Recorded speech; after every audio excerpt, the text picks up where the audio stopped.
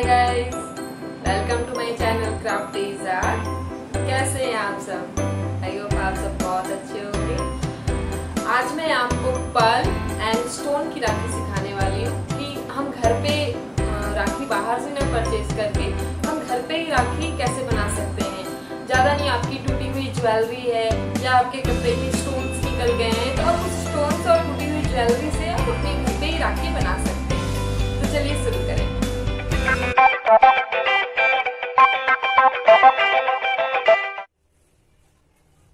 राखी बनाने के लिए मैंने कुछ पर्ल्स लिए हैं जो मेरी टूटी हुई ज्वेलरी के हैं and some beads and wool also.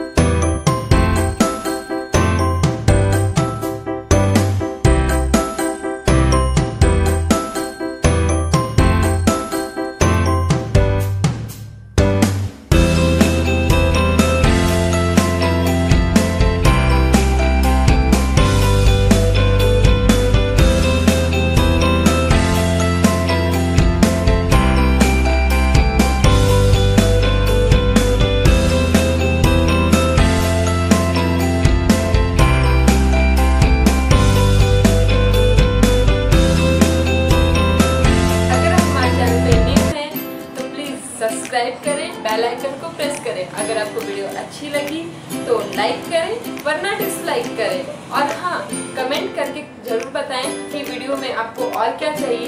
अगर आपको कुछ नया चाहिए या कुछ नया सीखना है तो वो भी हमें कमेंट करें, हम आपके लिए एक नया वीडियो जरूर बनाएं।